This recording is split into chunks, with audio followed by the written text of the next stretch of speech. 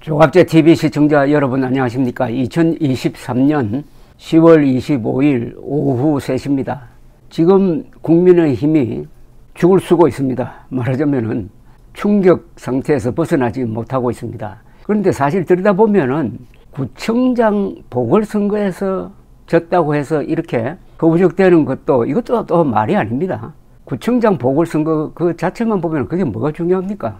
그런데 문제는 이런 자그마한 사건일 수 있는 것을 키워버린 국민의힘입니다. 이것은 그냥 보궐선거로 차분하게 넘어갔으면 되는데 여기에 대통령의 뜻이다 이래가지고 무리한 공천을 했다. 그게 유권자들을 화나게 했다. 그게 17%포인트 표차의 대패로 나타났다. 그러니까 충격이 크다. 그런데 더 큰 충격은 국민의힘이 거기에 대한 대책을 내어놓는데 너무나 상투적입니다. 혁신위원장, 인요한, 이게 다 실속 없이 겉멋든 사람, 많이 보아온, 과거에 많이 보아온 그런 행태가 아니겠느냐 해가지고 국민들에게 별로 감동을 주지 못하고 있습니다. 그런데 2년 전으로 이렇게 세월을 돌린다면 2021년 국민의힘은 근사했습니다. 국민의힘이 정말 국민의 마음을 잡은 시절이 있었다면 2021년 봄입니다. 4월 대구 부산시장 보궐선거에서 압도적으로 이긴 다음에 이제 대통령 선거에서 승산이 있다 하는 분위기가 넘치고 바로 전당대회를 통해서 새로운 대표를 뽑는데 30대 이준석 대표를 뽑았습니다. 그걸 보고 국민들이 이 당이 과거의 그런 고루한 보수가 아니라 뭔가 달라지려고 몸부림을 치는구나. 우리나라 역사상 가장 젊은 대표가 당을 개혁하는 여러 가지 노력을 했습니다. 그 중에 하나가 토론 배틀이라고 그래가지고 토론을 통해서 대변인단을 선출하는 그런 이벤트도 벌였는데 그 시절로 과연 지금의 국민의힘이 돌아갈 수 있느냐? 돌아갈 수 없다면 이번 총선은 대패할 것이고 개헌 저지선이 붕괴된다면 내년에는 윤석열 탄핵 이야기가 나올 것이다. 말하자면 전국 불안의 지옥의 문이 열리는 거죠. 이런 시점에서 바로 2년 전의 국민의힘이 상당히 아름다웠던 시절에 등장했던 국민의힘 상근 부대변인을 지냈던 신인규 변호사가 오늘 국민의힘을 탈당하면서 이 당의 문제점을 신랄하게 비판을 했습니다. 기자회견을 하면서 이렇게 이야기를 했네요.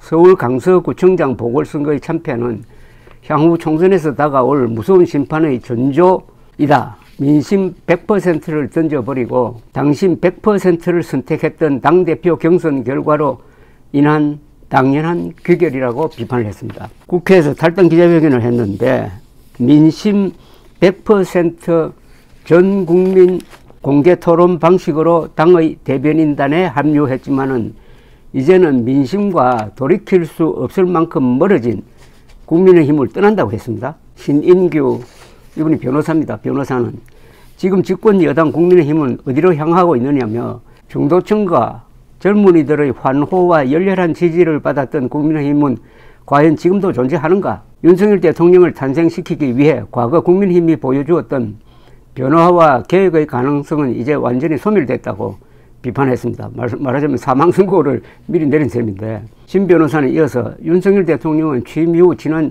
1년 6개월 동안 집권 여당을 노골적으로 사유화했다.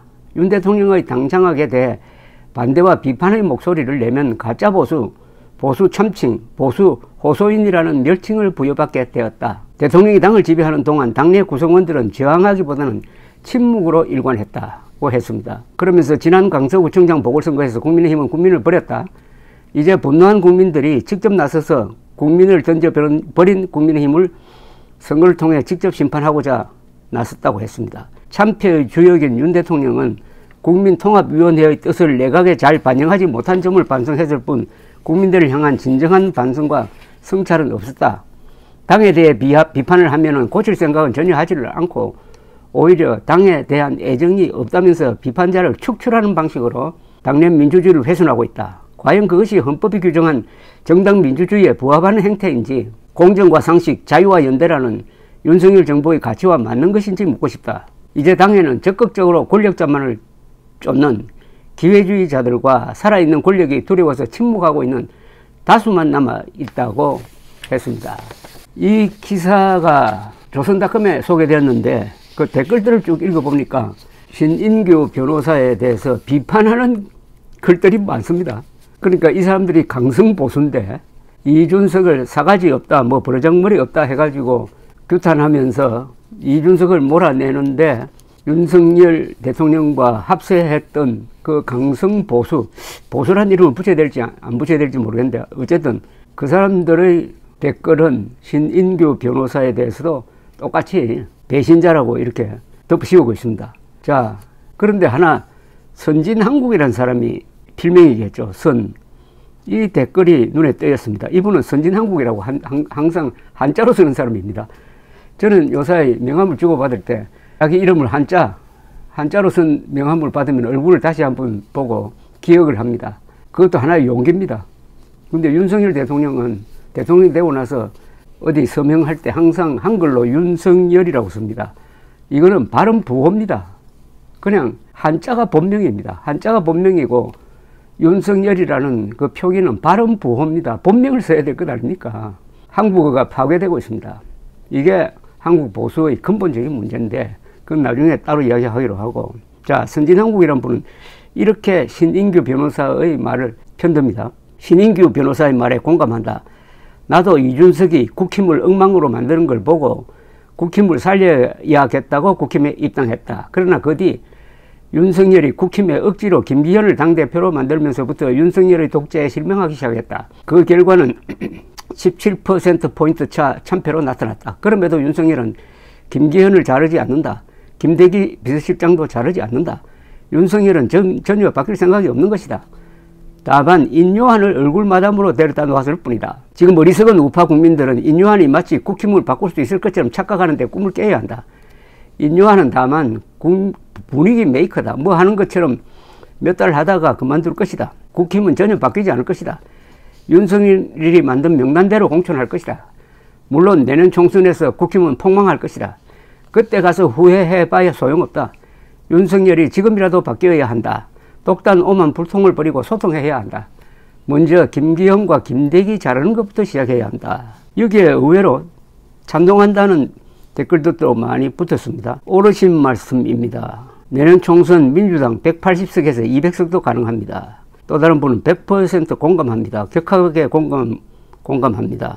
집단 최면에 걸린 것은 민주당만이 아니고 국힘도 마찬가지라 생각이 듭니다. 공감드리고 갑니다. 자, 이제 윤석열 대통령이 국민의 힘을 사유화했다. 이것은 정당 민주주의에 반한다. 이게 주로 이준석 또는 이준석 지지자들로부터 나오는 비판의 핵심입니다. 그런데 좌파 정권에서는 그런 말이 나오지 않습니다. 대통령이 사유화했다.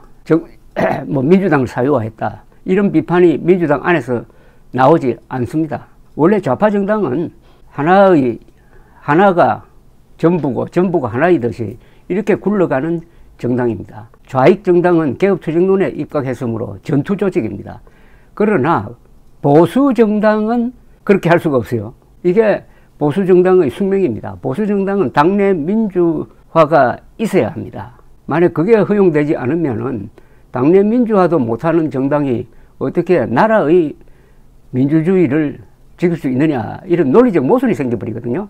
윤석열 대통령이 연설만 하면은 자유를 좋아합니다. 한 연설에 자유란 단어가 수십 개 나올 때도 있습니다. 그러나 그 자유가 정당 민주주의라는 대원칙을 지키지 않을 때는 그 자유라는 말은 그냥 구호에 그치고 맙니다.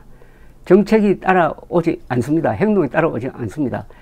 그러다가 보니까 지금 윤석열 대통령도 스스로 모순에 빠지고 말았습니다. 입으로는 자유를 말하면서 가장 중요한 자당 내의 자유를 언론 자유를 허용하지 않았다. 이런 모순 속에서 그래도 국민들의 기대를 받아가지고 부대변인으로 뽑혔던 신인규라는 이 젊은 정치인이 탈당을 하면서 국민의힘은 희망이 없다. 재생의 희망이 없다. 라고 못을 받고 나갔습니다. 그렇게 될지 아니면 국민의힘이 특히 윤석열 대통령이 정치적 상상력을 발휘하고 내년 총선에서 지면은 탄핵당한다. 탄핵당하면 어떻게 되는지 압니까? 한국에서는 감옥 갑니다. 그런 절체절명의 위기의식을 느끼고 거기에 비례해가지고 절체절명의 승부수를 던지느냐 마느냐 하는 하나의 화두를 던진 기자회견이었습니다. 감사합니다.